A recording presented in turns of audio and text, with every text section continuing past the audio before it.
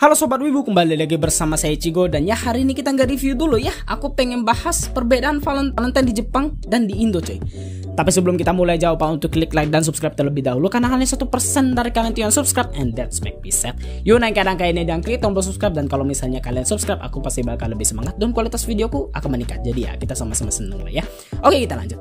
Seperti yang kita ketahui, Valentine adalah hari kasih sayang, yang mana kita harus mengungkapkan kasih sayang kita kepada orang yang kita cintai.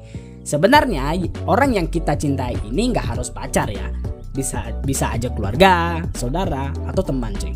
Nah, tapi praktek di Indo sama di Jepang itu beda, dan aku lebih prefer ke cara Jepang sih, karena Valentine yang seharusnya itu ya kayak di Jepang gitu loh.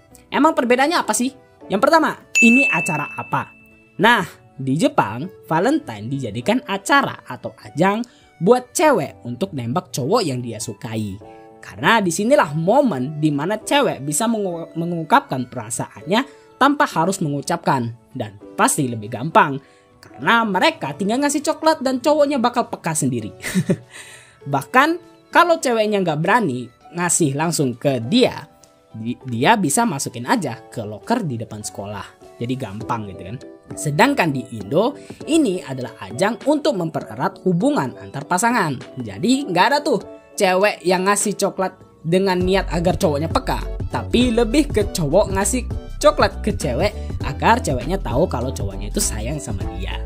Yang kedua, siapa yang ngasih dan siapa yang dikasih. Kalau di Jepang yang ngasih itu cewek dan harus cewek. Cowok nanti balasnya di White Day. Tapi cewek ngasih coklat nggak cuman untuk cowok, bisa juga untuk temennya cewek. Dan cowok yang dikasih coklat sama cewek belum tentu itu tanda kalau dia suka.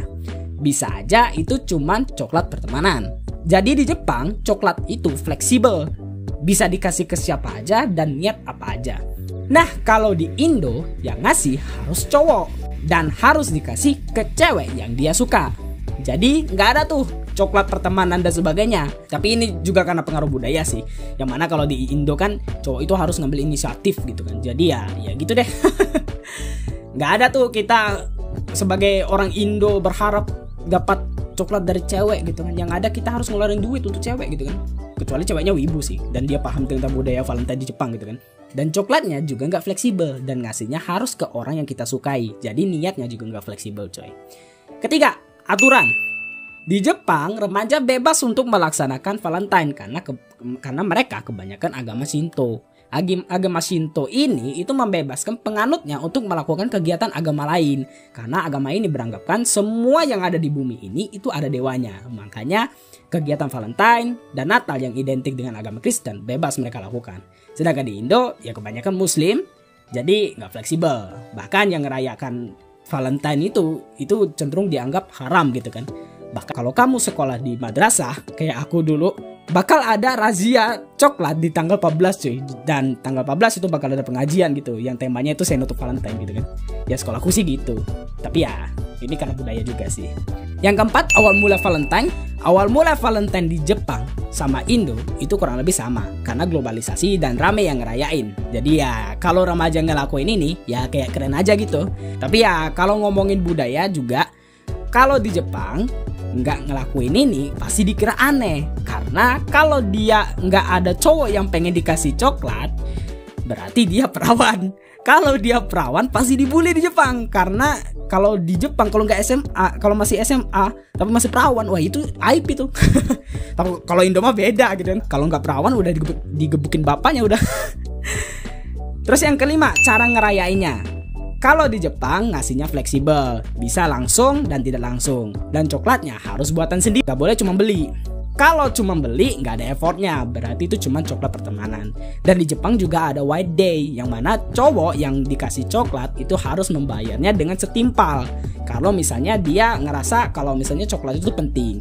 Tapi kalau misalnya dia ngerasa itu jauh lebih penting, berarti dia itu harus ngasih coklat itu lebih dari yang harga atau ya setidaknya effort lah dari coklat itu sendiri. Misalnya ceweknya itu buat coklat yang bagus gitu kan, buatan sendiri gitu kan, buatan tangan sendiri, ya berarti cowoknya itu harus ngasih lebih dari itu. Misalnya kayak kalung lah, atau apalah kayak gitu lah. Kalau misalnya di anime Tonari Tenshi itu kan kayak cowoknya itu lebih effort, terus dia dandan dan sebagainya. Nah kayak gitulah, itu contoh dari White Day gitu kan. Nah kalau misalnya kalau misalnya dia ngerasa nggak lebih dari cowok ceweknya, dia ngerasa kalau perasaan ceweknya itu, atau dia ngerasa kalau misalnya itu ditembak sama ceweknya tapi dia itu ngerasa biasa aja, pasti dibalasnya itu dengan biasa aja gitu kan ya. Jadi coklat balas coklat gitu.